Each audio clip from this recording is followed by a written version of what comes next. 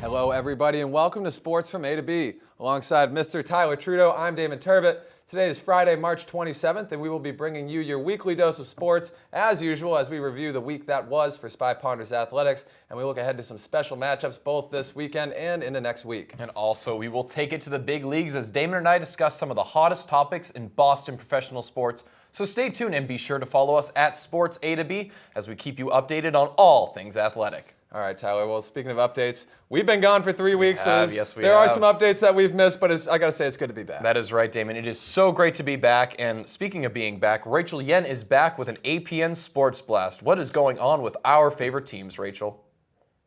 Welcome to the APN Sports Blast, where we focus on sports in and around Arlington. The unorthodox lineup and play that scored the Patriots a key third-period touchdown in the AFC playoffs will now cost all teams a 5-yard penalty. The new rule states it's illegal for an offensive player wearing an eligible number to check in as ineligible. The Patriots had reported a player ineligible, thus making it possible for them to line up outside the tackle box. Knowing Bill Belichick, Patriots fans can expect something new up his sweatshirt sleeve soon.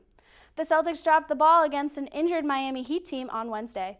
The Heat were missing 3 of the team's key players, yet still managed to beat the Celtics 93-86. In order for the Celtics to make the playoffs, they will have to beat the Heat in overall standings. Their next game is tomorrow versus the Knicks. Defenseman DOUGIE Hamilton will be out indefinitely due to an undisclosed injury. This comes as a huge loss for the Bruins, who are struggling to claim a playoff spot. Hamilton led the defense with 41 points and is second on the team overall. The Bruins hope to power through the last 9 games of the season and are back in action at home Thursday night versus the Anaheim Ducks. Boston area film students were given the opportunity to showcase their talents on NESN Next Producer. The television series will give a glimpse into the lives of 11 sets of filmmakers as they tell their stories pertinent to Boston sports. The films will be judged by Hollywood producers Tom Warner and Brad Falchuk. The series premieres on April 6th after the Red Sox take on the Phillies. That's all we have for today. Join us next time for the APN Sports Blast. I'm Rachel Yen. Thank you, Rachel. Now, Tyler, we know our Spy Ponders are in the middle of the transition from the winter to the spring, so there isn't too much to bring you, but it seems like this may be a little bit lengthier of a transition than we once expected, huh? Yes. The MIAA actually announced that in all baseball and softball is not allowed to be played outside, which is extremely difficult. I remember back in my days in high school when I was a baseball player, the start of the season was always kind of hit or miss. Indoors, no pun intended. in the gym. Yeah, you're either playing in the gym or you're getting out in the field, maybe just to catch some pop flies. You're not really doing anything in the infield because the field after the winter just gets absolutely hammered, and it's just so tough to play on a good field. And after the winter that we have had, it's going to be very difficult for them to play. And it's really quite unfortunate that there will not be any outside baseball until the end of April. That seems a little ridiculous. Yeah, and I'm really interested to see what happens because obviously baseball and softball have the worst maintenance systems for their fields, whereas lacrosse, they have turf and things like that. They have drainage systems where these baseball fields don't have that. So it's going to be interesting to see, one, how excited these guys are to get back out there, and for two, I mean, how they're going to perform now that everyone's been in the gym. I mean, they say that they're going to play these games in the gym, and I don't really understand what that means. They said it in the Arlington Advocate, and I just couldn't quite understand how you would be able to play baseball games inside. It's going to be very interesting to see what happens. I completely agree with you. I find it ridiculous, actually, because I remember having baseball practices in the gym, and it was one of the most difficult things in the world. The ball sometimes blends in with the back wall, and you don't see it until it's right at your face. Very terrifying at sometimes, especially when I'm not the hardest thrower and I'm catching something from a 80-mile-an-hour fastball or something. It is really upsetting to be in the gym. Well, obviously there's issues with baseball and softball, but let's take a look at some of the Spy Ponder's upcoming games because there are some. And we'll start here with Arlington Varsity Lacrosse. They will be taking on Tyler's former high school, the Scituate Sailors, on the AHS Pierce turf on Monday. The girls get back in action again on Wednesday when they head to Belmont High School. The boys lacrosse will also be taking on Belmont at home on the turf. The boys varsity volleyball team and girls varsity softball team are in action Tuesday and Thursday next week. The volleyball team is heading to Lincoln Sudbury Regional High School, and on Tuesday they are home and are in the Red Gym to take on Newton High School, while the girls softball team is going to Bedford on Tuesday and to take on the Buccaneers, and on Thursday the girls come home against Billerica Memorial High School. Well, unfortunately for the high schoolers around Massachusetts, they won't be able to get back on the diamond or the softball players, but opening day is 7 days away, and the Boston Red Sox are making their final cuts for the opening day roster. And after a disappointing season just 1 year after winning the World Series, the Red Sox finished in the cellar of the AL East. Tyler, what are the expectations for the Red Sox this season? I'm very excited for the season, especially after such an horrible showing last season. This team is completely different. It is restocked. Just look at how powerful the lineup is. Hitting was the biggest concern that the Red Sox had last year. They could not put runs on the boards.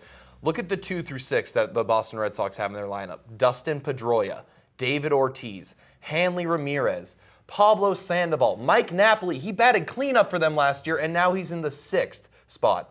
The Red Sox lineup is looking extremely good. They have a very deep, young bench, too, so players like Brock Holt are going to be able to possibly get some time to shine, but this team is much more solid offensively. However, I'm extremely nervous for the pitching that they have. Really? Because they really do not have that ace, and that has been the problem. And I know John Farrell came out recently saying that he believes that everyone is going to be able to make a quality start. They don't have that dominant person, but he believes in the talent that everyone has. I love John Farrell, but I think he's just kind of saying like a politician spiel just to get the right answer.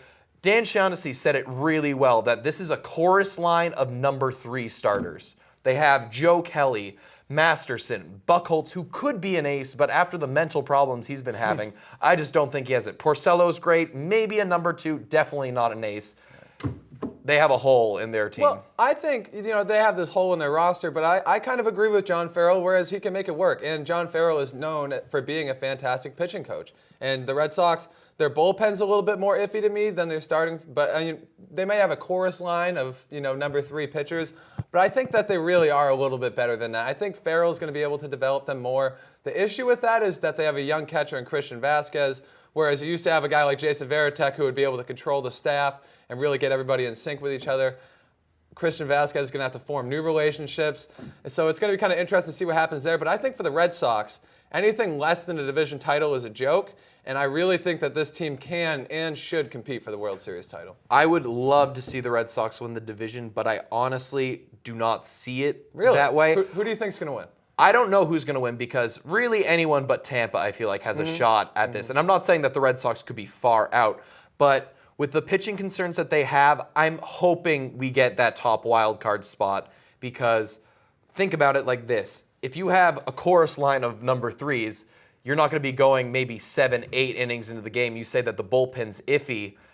They're pitching more. The bullpen's not going to be pitching great. Koji Uehara is great, but he's getting old. I don't know if he can produce. But, I mean, he won a World Series at 38 years old and had one of the best seasons that we've ever seen. I completely agree, but Father Time is a mystery to most players. David Ortiz getting up there. But if the Red Sox bats can keep up with the pitching staff, then I really think that they have a chance to make it back to the playoffs. So then, if not the Red Sox winning the AL East, do you think it's the Orioles that win the East? I could see Baltimore winning it all. Fair enough. And they say that like you mentioned before, really any team but the Rays has a legitimate shot to win this division. So it's obviously going to be tough. And speaking more about the Red Sox, one of the big stories this spring has been the center field battle. Rusney Castillo was originally the favorite to win the starting job at the start of spring, but due to an oblique injury, he has been sidelined for most Expedition games this spring training. The amazing play of Mookie Betts has been turning heads and now making him the favorite to start for the Red Sox. The Red Sox have a big decision to make. Damon, who do you think is in center field on the 6th of April? Who do I think? I think it's going to be Mookie Betts, but I don't necessarily agree with that. I think that we should see Rusney Castillo in here because we just signed the guy last August, to a $72.5 million contract, free agent contract, the largest Cuban free agent contract this league has ever seen.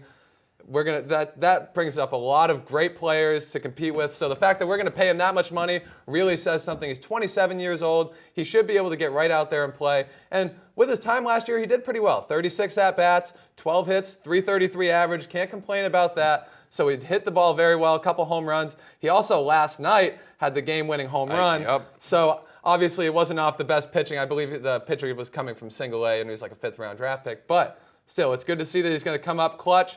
Coming off that injury, wonder how he's going to do.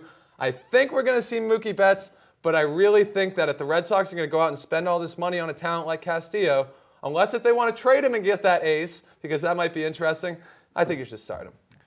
Mookie Betts is the future.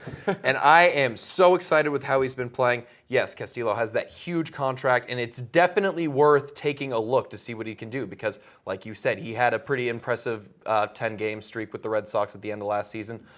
But Castillo hasn't had that much experience in the majors. In fact, Mookie Betts has played 52 games last year as opposed to Castillo's 10 games. And how can you just deny this kid the starting spot for indefinitely? The kid is batting .472 and 36 at-bats in spring training. Granted, he is not facing aces or everything. Situation as Castillo. Yes, he's hitting a home run, but batting .472 in spring training is still impressive no matter who you're going up against. And it is a crime and shame if Mookie Betts does not have the starting job on April 6th. It's really tough, but I mean, Mookie Betts is a little bit older, obviously, than the fresh prospects who come out of high school. He's 22 years old, but he's still 22 years old. You don't necessarily. I had high expectations. A lot of other people did for Jackie Bradley Jr. Hasn't really panned out yet so far. So once you get Mookie Betts playing these pitchers at the professional level, it may not necessarily go as well. He did hit .291 in those 52 games, so he is a solid hitter, and he proved that he can at least compete at the major league level and then some. But for now, I think a guy 27 years old, he's played in Cuba, so he's played in professional leagues there. He's seen some good talent himself. I think right now on opening day, I think you should see him out there. And if Mookie Betts is going to surpass him or if Rusney Castillo falls behind, I think you take a switch. But for now, I think you follow the money. Definitely exciting to see what that's going to be like. Yes, it is. And speaking of excitement, Tyler, the Celtics currently hold the 8th and final spot in the Eastern Conference in front of the Indiana Pacers by half a game. After losing a close game to the 7th place Heat on Wednesday, the Celtics had a day off, and tonight will be taking on the New York Knicks. Tyler, with only 11 games left in the season, are your Boston Celtics playoff bound? Damon, you know I love my Celtics, and you know how I have been going back and forth with how I'd like to see them in the playoffs, but realistically, I really don't want to see them in the playoffs because I want that better draft pick. So you still feel that way? I still feel that way, but honestly, at this point, after they weren't able to beat the Heat when they were missing Dwayne Wade, Chris Bosh, and Hassan Whiteside, that was kind of pathetic, one might say. Not to knock off the Heat at all, because they have been playing well. They're still all professional players on a court on any given night. DOUGIE is an extremely talented player as well, and Isaiah Thomas came back from an injury, so he wasn't in his top form. But with the last 11 games, the Celtics are only playing 3 teams with a record worse than them, and 2 of them are Detroit and Indiana, and they're only a half game behind the Celtics. So it's really, they're playing teams that are either better or equal to them. But did you see have you watched how Indiana's played recently? 3 and 7 in their last 10. I don't know if that's so much of a worry. It's a worry for me because I just don't think that the Celtics are going to be able to put it together. They do not have a closer. Isaiah Thomas is hurt. I don't know if he's going to be able to be the dropping 25 points like he was earlier when he first joined the team. And Indiana and the Charlotte Bobcats, they both have easier schedules than the Celtics. I just feel that if they were going to make a push for it, they would really have needed to beat the Heat. And I just really don't see the Celtics making the playoffs. I mean, there are 11 games left. And honestly, in my opinion, I think that this is Boston's race to lose because you brought up 2 teams in Indiana and Charlotte. Both of those teams are 3 and 7 in their last 10 games. Not the Red Sox. The Celtics, since the All-Star break, are 11 and 9, which is fantastic considering I believe they were like 20 and 30 before they hit the break. So Brad Stevens has done a lot of great things with not really a lot of talent, and that is what you should be most excited about. And getting to see Brad Stevens with some NBA playoff experience, get some playoff experience for guys like Marcus Smart, Kelly Olynyk, get those future pieces some playoff experience. I really think that they're going to do it because you have, like I said, you have Indiana, you have Charlotte. Both teams aren't defending for anything right now. Even though Indiana's the 6th best defense in the NBA, they've given up 100 points in 6 of their last 7 games. So they're struggling. Then between Charlotte and Indiana, you have Brooklyn. And don't even worry about Brooklyn. Brooklyn doesn't count. They'll hang out outside of the playoffs for the next 20 years, and it won't even matter because it just doesn't seem like they can win it no matter what. But in terms of the Celtics, I think Brad Stevens has done a lot with this team. I think this team is ready to win. They're focused on winning, and they're focused on making the playoffs, which I think is important heading into next season. And I ultimately do think that they'll make the playoffs. There is no denying that Brad Stevens, what he has done, has been remarkable with the talent and the roster changes he's had. Really an amazing coach, and I'm really excited to see his future. And now on to another playoff race. The Boston Bruins continue to frustrate fans with a season filled with inconsistency and injuries. The Bruins are tied for the final spot in the Eastern Conference playoffs. However, the Bruins are on a 6-game losing skid. Last night at home, they lost 3-2 to the Anaheim Ducks with 8 games left in the season. Damon, what is going to be the fate of the Bruins? Hold on. Actually, I have a great prop for this. Yep. I have my bucket of dreams, the Sports from A to B bucket of dreams. And no. No? Okay, so that's about how predictable this season has been for the Boston Bruins. And I'm glad I picked no, because it's probably a more realistic situation. The Bruins, as you said, they've lost 6 games in a row. They play 4 out of their final 8 games against teams that are playoff teams right now, and they also have to play the Florida Panthers, who are right behind them in the playoffs, so it's almost like playing another playoff game. Also, 5 of their last 8 games are on the road. And so that covers the Bruins' case. They've been so unpredictable. Then, if they don't make it, who does? Well, the Bruins are tied in 8th right now, 85 points apiece, them and Ottawa Senators. The Senators lost last night 5-1, but they had won their last 7 games. And in their last 13 games, they've won 10 out of those 13. So Ottawa's the hotter team. I always like a hot team going into the playoffs. As for the Bruins, they've just had so many issues. They're limping at the wrong time. They've been limping all season, I should say, and that's part of the reason why they're in this predicament. But if they do make the playoffs, they're limping into the playoffs and going nowhere. But Ottawa has played such good hockey lately, and the way that the Bruins have played, obviously dropping 6 in a row right before the playoffs, I think, I've said it multiple times here that the Bruins are done.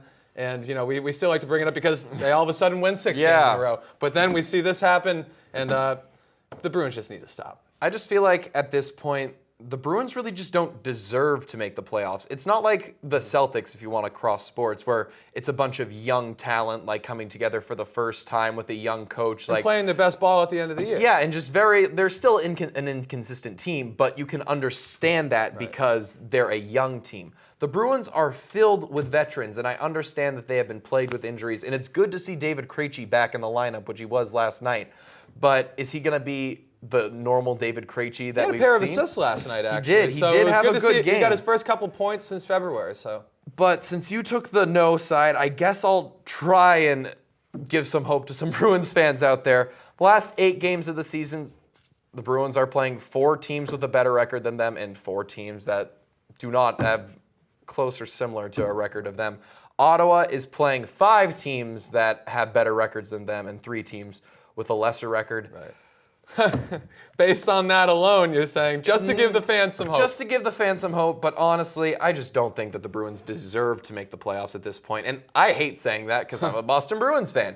This team should have been better, and I'm still shocked. And obviously, the broken finger to Conley after just joining the team was definitely a huge blow to the team. But honestly, the Bruins, it's not looking too great for the Bees right now. The Bruins have multiple issues, and another team with a big issue is the New England Patriots.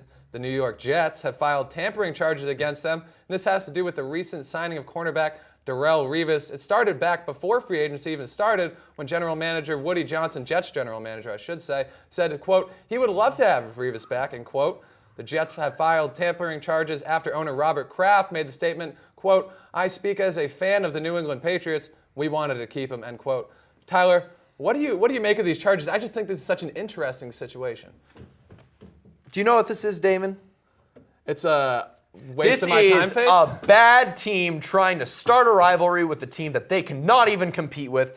Obviously, I am upset that Darrelle Revis left. That is going to happen. Do I think that he took legacy? Did he choose money over legacy? Yes, I do think he did that. Am I going to be upset for a man that says, I wanted to go home, he felt like New York was home to him? No, I can respect anyone for saying that. But with a $72 million contract, you're kind of thinking, and the offer that the Patriots wasn't in the ballpark, that wasn't great. But to the charges, these charges are so stupid. This is going back to when the Patriots filed charges against the Jets when Woody Johnson said, we'd love to have Darrelle Revis back before even free agency started. Right. I'm not upset with the Jets for saying that because obviously who would want Darrelle Revis on their team? That's understandable. But the fact that they filed it back after he said, as a fan, after he's already been signed, This is just the Jets trying to start a ruckus for the Patriots. Oh, And yeah. The NFL just doesn't like the Patriots. They just do not like the Patriots. Look at all the stuff that's going on with them. The illegal formation. That is, oh, you can't do that anymore. Okay, Bill Belichick will pull something out of his sleeve to mess with other people later. You have a lot of hurt in you right now, The don't you? NFL is still investigating Deflategate 2 months after. What have they found? Nothing. I wonder why. This needs to stop. Let the Pats be the Pats. And And I will say, it's a joke. It's a joke. I'll admit this in front of everybody here. I am not a New England Patriots fan. I will go out there and say that right now, but I am objective. This whole situation is absolutely bogus. I mean, I don't understand how either of these comments could have swayed him either way. All that matters is if you got a little something in your pocket, clearly Darrelle Revis is going to go follow the money. That's fine. And he didn't get the money in New England, so he went over to the Jets. But as a New England fan, for you should be really excited about this season. Obviously, you want the Patriots to win, but it is going to be an incredible division in the AFC East this year. Miami has improved tremendously. The Buffalo Bills have improved tremendously. Yes. The Jets have made some improvements, and though they're probably going to be at the bottom of that division, they're going to make things really interesting with the Patriots this season. So given all that's taken place this offseason, it's going to be a lot to look forward to. But in regards to the tampering charges, it just sounds like games between a couple little kids. It doesn't make any sense. I 100% agree. And unfortunately, we are out of time. Thank you for joining us, and be sure to check us out next week for an APN Sports Blast. And stay tuned for next week with another episodes from Sports from A to B. I'm Tyler Trudeau. Be sure to follow us on Twitter at SportsA2B so you can stay updated on things Arlington and Boston sports. I'm Damon Turbitt. Thank you for watching Sports from A to B.